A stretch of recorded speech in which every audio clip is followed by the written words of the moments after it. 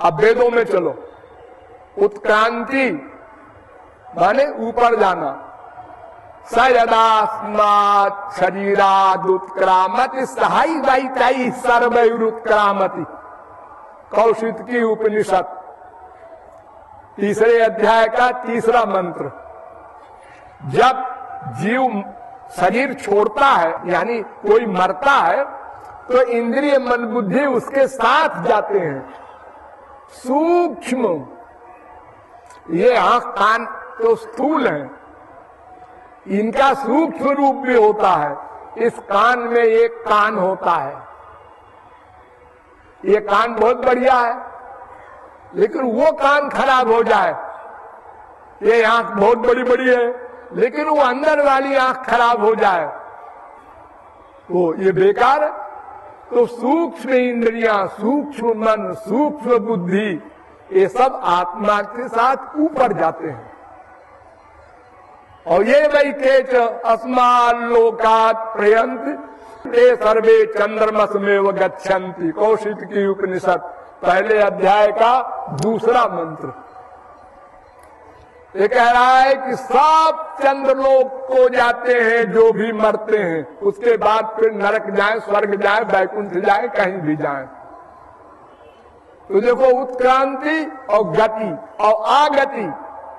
तस्माल्लोकात् पुनरेत्यस्मै लोकाय कर्मणे बृहदारण्यकोपनिषद 4थे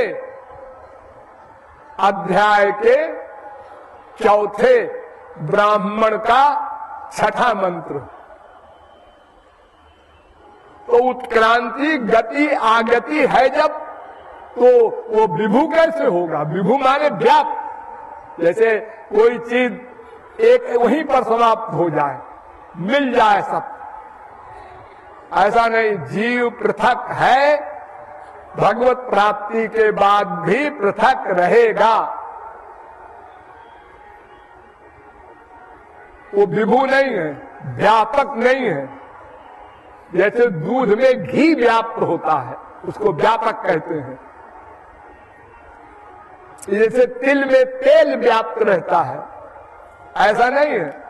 जीव पर्सनैलिटी अलग है और सब अलग अलग है। अपरिमिता ध्रुवास तनुभृतो यदि सर्वगतास तर्हि न शास्त्रते नियमो ध्रुव ने तथा। वेद कह रहा है 10वां स्कंद के 27वें अध्याय का 30वां श्लोक। अगर कोई कहे कि जीव सर्वव्यापक है तो क्यों जी? ये जितने जीव हैं ये सब सर्वव्यापक हो गए, ये सब भगवान हो गए। ऐसा कैसे होगा? फिर इनका शासन कौन करता है? जीव पृथक है, अणु है, तो भगवान शासन करता है। तो समस्त जीव अणु है। सूक्ष्मता पराकाष्ठा प्राप्तो जीवा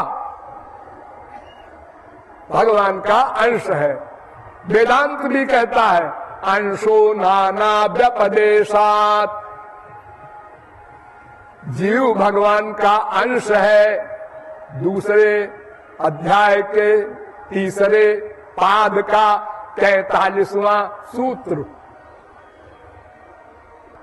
नंबर 2, जीव कर्ता है। कर्ता वेदांत कहता है कर्ता शास्त्रार्थवत्तात्। 2 अध्याय के 3 पाद का 33वां सूत्र। प्रत्येक जीव करता है, कर्म करने का अधिकार है उसको। अथ जो वेदेदम जिघ्राण स आत्मा, छांदोग्योपनिषद 8वें प्रपाठक का 12वें खंड का 4था मंत्र। एष आत्मा स्प्रष्टा श्रोता घ्राता मंता बोधा कर्ता विज्ञानात्मा पुरुषा सपरे अक्षर आत्मन संप्रतिष्ठते। प्रश्नोपनिषद 4थे प्रश्न का 9वां मंत्र। जीव करता है, उसको कर्म करने का अधिकार है। और जीव ज्ञाता है, ज्ञोता एव ब्रह्म सूत्र कह रहा है। दूसरे अध्याय के तीसरे पाद का 18वां सूत्र, वो ज्ञाता है, वो ज्ञान स्वरूप है, ऐसा कहते हैं अद्वैती लोग। ऐसा नहीं, वो ज्ञाता है। ठीक, तो इस प्रकार जीव की संक्षिप्त परिभाषा मैंने आपको बताई। तो ब्रह्म और जीव, और तीसरी है माया। ये माया जीव पर हावी है। एक दिन हावी हुई ना, अनादिकाल से, माने सदा से। जीव नाम की पर्सनैलिटी की परिभाषा जो भगवान का अंश हो प्लस माया के अंडर में हो, सदा से। ऐसा कभी न सोचना कभी तो माया लगी होगी, नो। अगर माया से छुटकारा पा जाए कोई, तो फिर माया नहीं लग सकती। अन्यथा कोई भगवत प्राप्ति क्यों करेगा? क्यों जी? पहले माया नहीं लगी थी हम लोगों को। हाँ, एक दिन लगी। हाँ, तो अगर आज हम भगवत प्राप्ति कर लेंगे और माया चली जाएगी, हाँ, तो फिर आ जाएगी। ऐसा नहीं है। प्रकाश के ऊपर अंधकार का अधिकार कभी नहीं हो सकता। ऐसे ही भगवान के ऊपर माया का अधिकार कभी नहीं हो सकता। इसी प्रकार जब जीव में भगवान आ जाते हैं, यानी माया चली गई और भगवान की प्राप्ति किया जीव ने, तो फिर कभी माया नहीं आ सकती। सदा पश्यन्तु सूरयः तद विष्णोः परमं पदम, साख्यायिनी उपनिषद, चौथा मंत्र। सदा के लिए वो आनंदमय हो गया, अब फिर माया नहीं आ सकती। तो सदा से माया का अधिकार जीव पर है, लेकिन सदा रहेगा ये कंपल्सरी नहीं। अगर साधना कर ले हम सही तो माया सदा को चली जाएगी। माया शक्ति रहेगी, हमसे चली जाएगी, औरों पर रहेगी। अन्यथा तो कोई भगवान का अवतार या कोई महात्मा माया को मार देता, शायद को छुट्टी मिल जाती। जैसे कोई डाकू है, वो तमाम लोगों को तंग करता है, किसी पुलिस वाले ने उसको गोली मार के मार दिया, शायद को आराम हो गया, छुट्टी, सब खुशी मना रहे। ऐसा नहीं है। माया शक्ति है, वो मैंने बताया अभी ना, आजा, सदा से है, सदा रहेगी। हमारे ऊपर जो माया का अधिकार है, इससे हमको छुट्टी मिल सकती है, बस। जैसे बेड़ी होती है जेल में, तो बेड़ी एक को लगाई गई, आज उसका समय पूरा हो गया 2 साल, अब जाओ तुम्हारी छुट्टी, उसकी बेड़ी खोल दी, अब दूसरे को लगा दी वही बेड़ी। तो माया को समाप्त नहीं कर सकता कोई। ये ब्रह्म जीव माया, तीन में कोई किसी को समाप्त नहीं कर सकता। छुटकारा दिला देते हैं भगवान, बस इतना करते हैं। तो जीव माया ये दोनों भगवान की शक्ति है। जीव अणु है और जीव ज्ञाता है और जीव नित्य है और जीव कर्ता है। इतनी छोटी छोटी परिभाषा संक्षेप में समझ लीजिए। हम लोग क्या है, ये ब्रह्म को समझना चाहिए कि वो आनंद ब्रह्म जो है उसको जानना है। हाँ, मेन काम ये है, उसको जाना जाए। हाँ, क्यों जाना जाए? इसलिए जाना जाए कि हमारी दुख निवृत्ति हो, आनंद प्राप्ति हो। आनंद को पाने के लिए उसका जानना कंपलसरी है। नान्य पंथा विद्यते जनाय, वेद कह रहा है और कोई मार्ग है ही नहीं। हम भगवान की शरण में नहीं जाते जी, और कोई रास्ता होगा? जैसे यहां से कलकत्ता जाने के तमाम रास्ते हैं, घूम के जाओ और घूम के जाओ। आज हम आ रहे थे अभी, तो हमने कहा बड़ी दूर है जी, फूलबाग कहां से जा रहे हैं हम लोग? तो ड्राइवर ने कहा कि वो पुलिस वाले ऐसे रास्ते से ले जा रहे हैं कि भीड़ न मिले बहुत। तो रास्ते बहुत सारे होते हैं ना, भगवान के सिवा और कोई मार्ग नहीं है जो दुख से छुटकारा दिला दे, या माया से छुटकारा दिला दे, या आनंद प्राप्ति करा दे।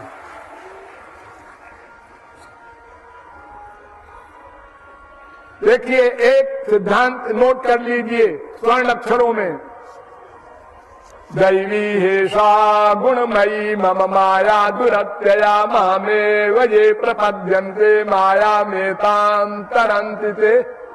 गीता 7वें अध्याय का 14वां श्लोक। मेरी माया है, पावर है, मेरी शक्ति है। जब मेरी शक्ति है तो फिर कोई भी नहीं जीत सकता, कोई भी नहीं जीत सकता। मेरे बराबर किसी की शक्ति हो वो जीत सकता है। तो न तत्समश्चाभ्यधिकश्च दृश्यते, वेद कहता है, श्वेताश्वतरोपनिषद 6वें अध्याय का 8वां मंत्र। न भगवान के बराबर कोई है, न भगवान से बड़ा कोई है।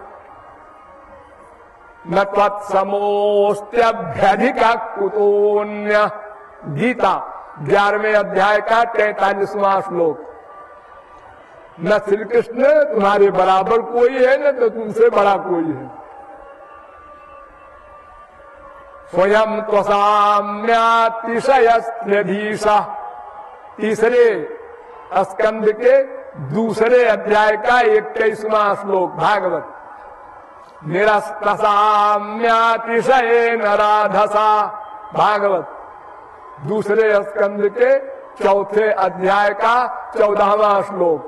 अर्थात भगवान के बराबर ही कोई न था, न है, न होगा, और भगवान से बड़ा होने का तो प्रश्न ही नहीं। इसलिए माया को कोई नहीं जीत सकता। ऋषि मुनि जोगी तपस्वी करोड़ों कल्प खप खप के मर जाए, जो भगवान की शरण में जाएगा तो भगवान यो दृष्टि से देखते हैं माया की ओर, भाग गई इमीडिएटली। येषां स एव भगवान दययेदनन्त सर्वात्मनाश्रित पदो यदि निर्भ्यलीकम हे दुष्टरा मति तरन्ति च देव माया, भागवत दूसरे स्कंद के 7वें अध्याय का 42वां श्लोक। जो भगवान की शरण में जाएगा बस उसी की माया जा सकती है, और किसी की जा ही नहीं सकती। इसलिए नान्यः पंथा विद्यते जनाय, वेद कहता है, और कोई मार्ग नहीं है। भगवान को जानना ही एकमात्र मार्ग है। क्यों? जानने से क्या होगा?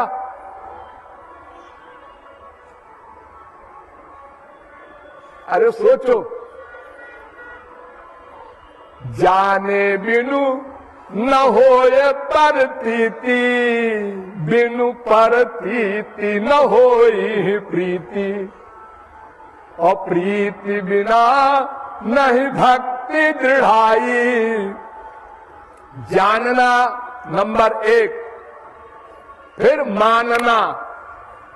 जब जानेगा नहीं तो मानेगा कैसे? अब देखो, यही तो हमारी मिस्टेक है ना। हमने अपने आप को मनुष्य जाना, तो मनुष्य माना, तो हमारा प्रेम संसार में हो गया।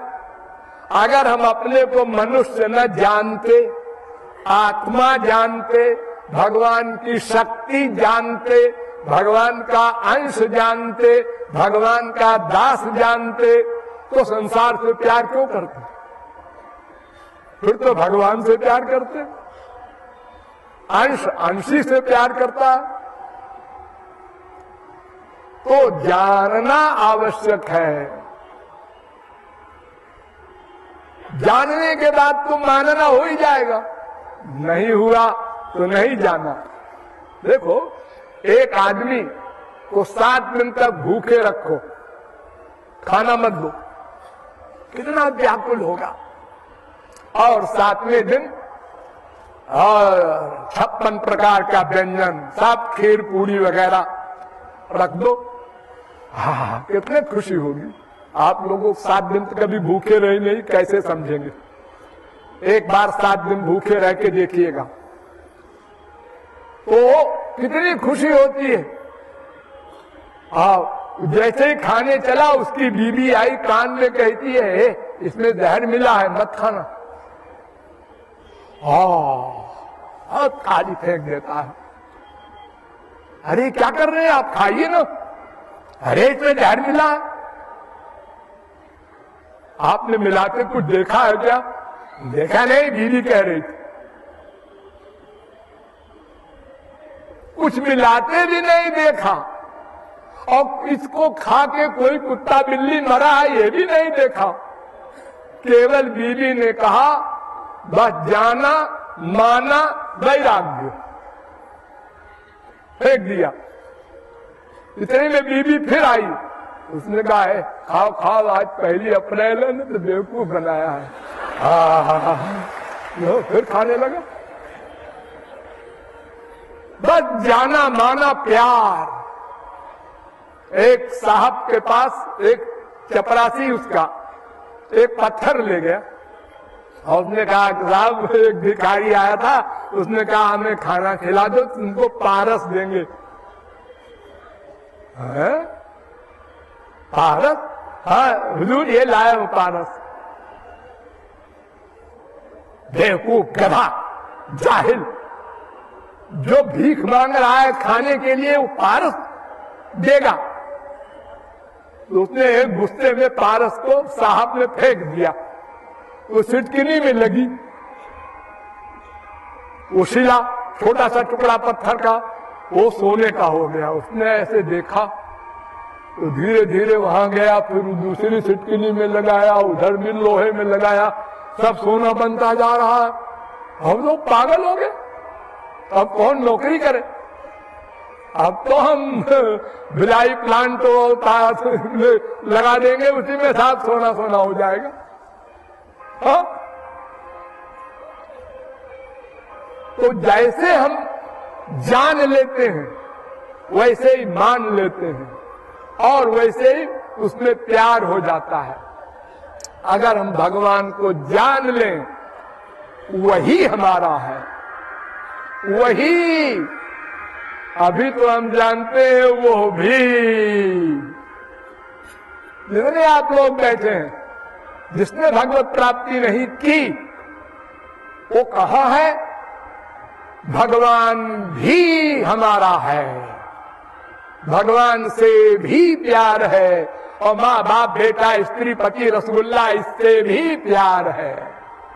दोनों साइड में है। अब कोई 50%, कोई 60%, कोई 90%, ये अंतर है।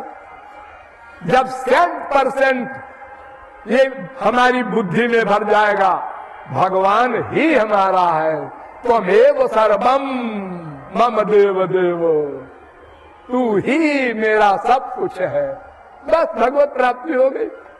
कुछ करना धरना नहीं है।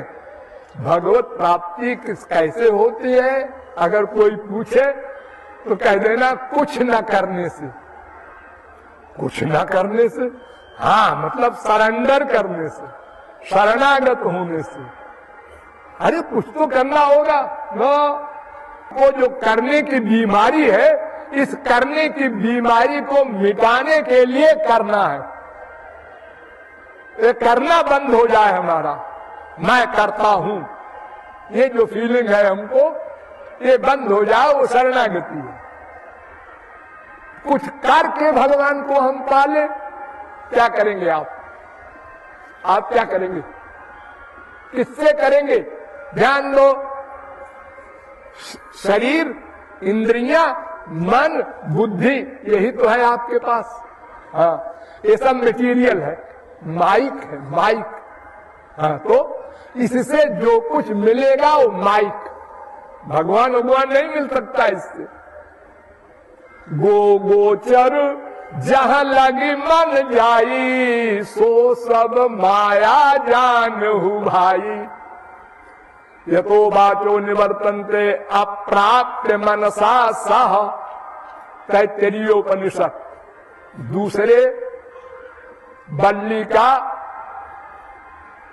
चौथा अनुवाक। इंद्रिय मन बुद्धि से परे है भगवान, ये पॉइंट याद कर लो। भगवान को हम क्यों नहीं जानते? इंद्रिय मन बुद्धि से परे है। क्यों? इंद्रिय मन बुद्धि माइक है, भगवान दिव्य है। ए रीजन।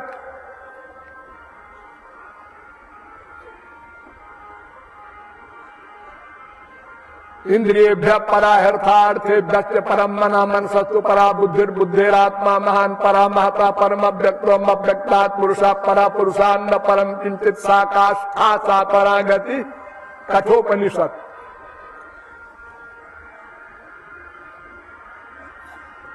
पहले अध्याय के तीसरी बल्ली का 10वां 11वां मंत्र। क्या मतलब? इंद्रियों से परे उनका विषय, उससे परे मन, उससे परे बुद्धि, उससे परे आत्मा, उससे परे माया, उससे परे भगवान। तो बुद्धि की गति नहीं तो इंद्रियां गति कहां से होगी? इसीलिए तो कहा राम स्वरूप तुम्हार, वचन अगोचर बुद्धि पर, अभिगत अकथ अपार, नेति नेति नित निगम बद। कोई नहीं जान सकता। जग पेखन सब देखन हारे, विधि हरि शंभु न चावन हारे। अरे ब्रह्मा जी भी नहीं जान सकते ना। तेऊ न जानहि मरम तुम्हारा, और तुम्हीं को जानन हारा। कोई नहीं जान सकता।